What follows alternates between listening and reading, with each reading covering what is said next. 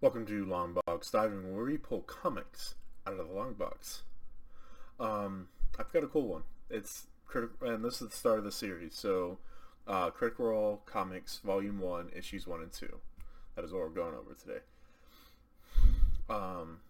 And reading it, I can already see a whole lot of Colville's humor, things he says.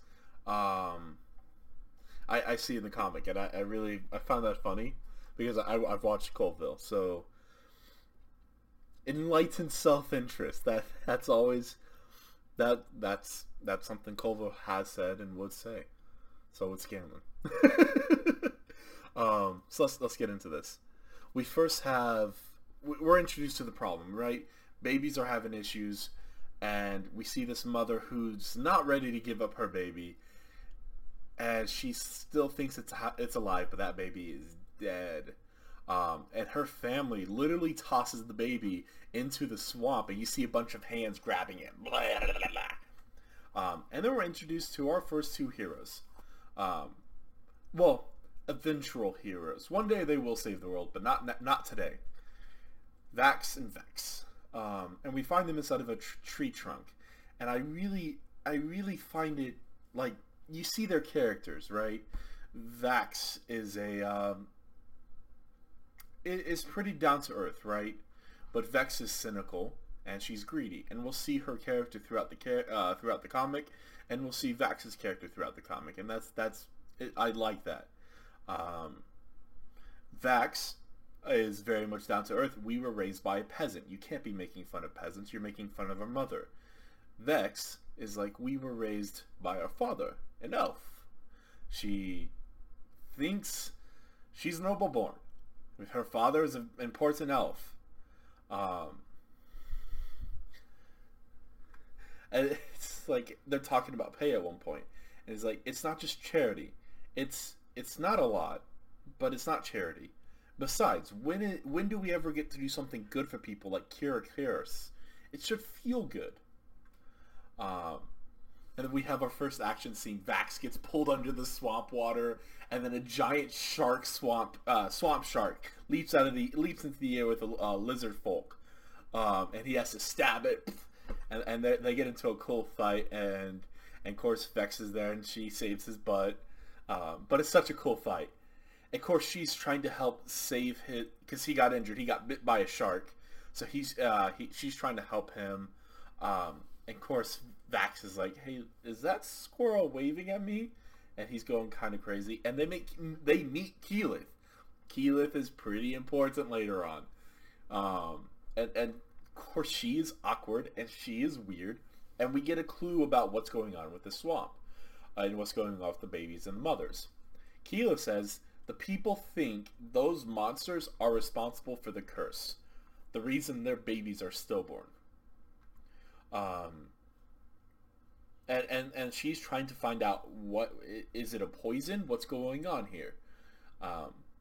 Because she's more of the nature realm, so things would make more sense for her if it's a nature issue, not just a magical curse.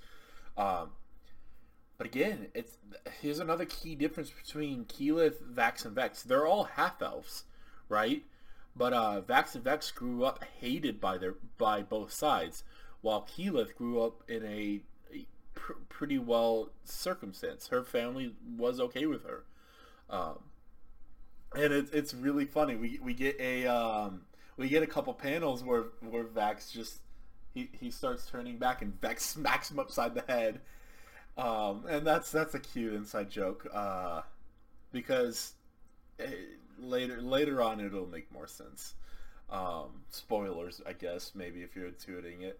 But Vax and Vex go and talk to the quest giver, the guy who is paying the job, and you feel bad for him.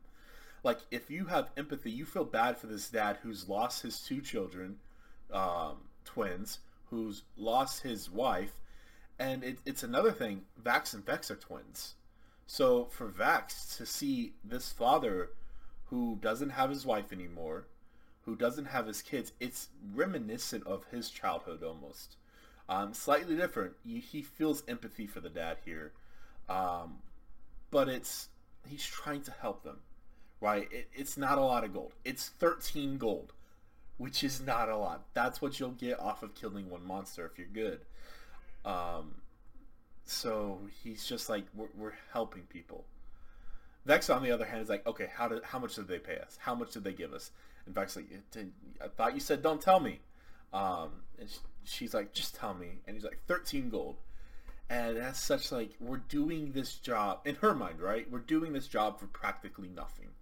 Why waste our time? But they keep their promise and they go and investigate. Who do you investigate when you think it's poison? The alchemist.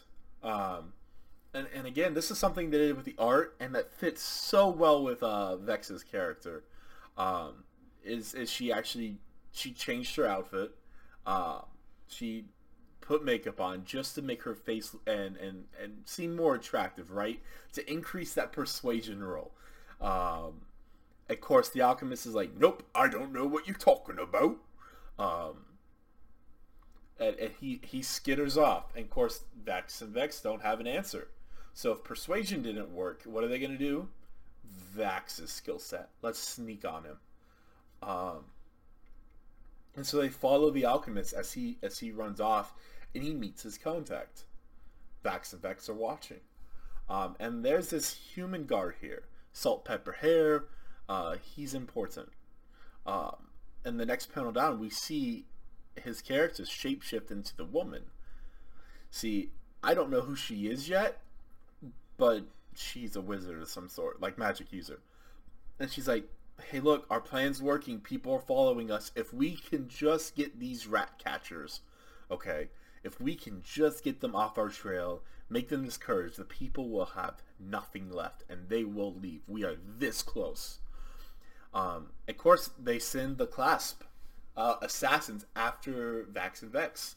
And it's just another great fight scene. And it's well done how they illustrate the combat, right? As you can tell, oh, there's something going on. And it feels very action oriented, and I like that. But now they know, hey, look, we were attacked by assassins. Somebody wants to throw us off the trail.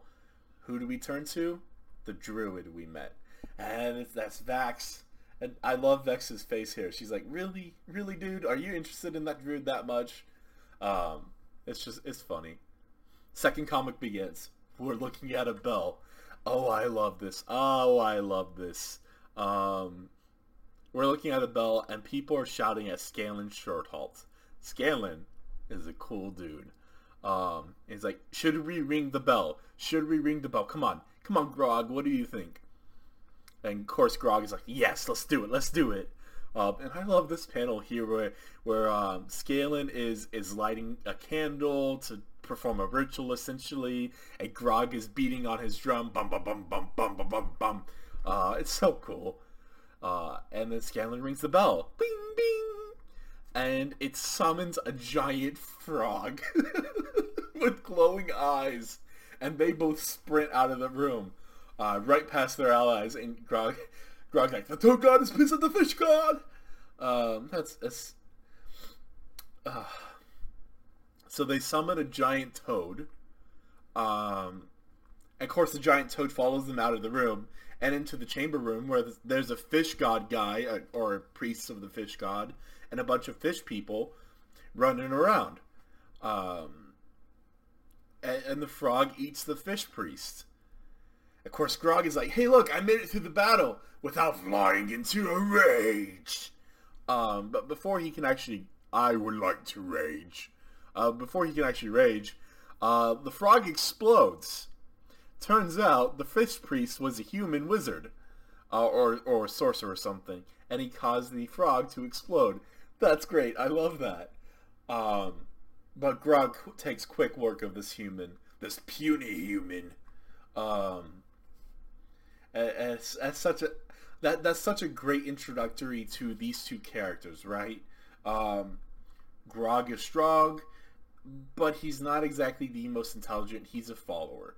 Scanlan is charismatic, and he's a leader, and he goes with his gut. And they find this potion, right? They found a potion in the dungeon. Well, what are they going to do? Take it to the alchemist. Let's get this identified. We know this isn't magic, so what is it? And they enter the alchemist shop, and what do they see? 7 assassins just waiting for them. Scanlan walks in. Is like, let me do the talking. Looks in, turns around, says, yeah, you guys can do the talking. Go ahead. Of course, they kill a member of the party. The assassins kill one of these members. And the leader of the party is like, Grog, go into a rage. And when Grog rages. And he kills like 4 dudes here. It's gruesome, man. But they won the battle. Surviving the battle, most of them, they go to the innkeep. Here's another one of those lines that Colville will give. Like we had a couple earlier, such as enlightened self-interest. Actually, that might be later. But he's like, let's get some ales for the God Botherers. That is such a Colville thing. God Botherers is, yeah, instead of priests. It's fun. I wonder how much of Scanlan is similar to Colville's writing. But that's cool. But they meet a Dragonborn. Tiberius Stormwind. Who's important pretty early on in the campaign. And he's like, oh, I will buy this potion from you. Here's a diamond. Diamonds are worth a couple hundred gold. He just spent a lot on this potion. That tells you a lot about Tiberius. Tiberius here, pretty rich, and has different priorities than most normal people. And it's funny, if you watch the barkeep in the background, his eyes go wide as he sees the diamond being passed for this potion. I love it. But they sit down at a table, they're having their drinks, and they're arguing. It's like, what do we do? The clasp are, if the clasp are after us, where do we go? It's like they could just send a watchman to arrest us. And then, look, right here, there's a guy saying, you're under arrest. And you know what? It's the same dude with the salt pepper hair, man. Or is it the woman? Ooh. We know it's the shape-shifting sorceress, wizardess, whatever. But she is looking like the man right now. The guard. And he's like, okay, come on, give me the potion, the flask, the one with the poison in it. And Skin's like, yeah, we'll sell it to you. Just give us some time. We'll meet you out by the docks. And he's like, yeah, we're not selling that potion. And the paladins are like, hey, Scanlan, you sold the potion, remember? And he's like, oh, yeah, you're right. Man, we should go steal that and then sell it. That tells you a lot about Scanlan. And we end up the last couple panels, and Grog's like, what you thinking about? And Scanlan's like, lots of things, right? Poisons, clasp, there's a curse on the poor part of town, and Grog's like, maybe someone's poisoning the poor people. And Scanlan's like, oh yeah, that's exactly right. Good job, Grog. And I love Grog. He's like, oh, thanks, Scanlan. Of course, they go looking for the sorcerer, Tiberius Stormwind. Remember, back to the first comic, and I didn't really talk about this, Keyleth knows Tiberius. Tiberius knows Scanlan and Grog. Keyleth knows Vax and Vex. Percy and Pike, they'll come later. So will Trinket, I hope.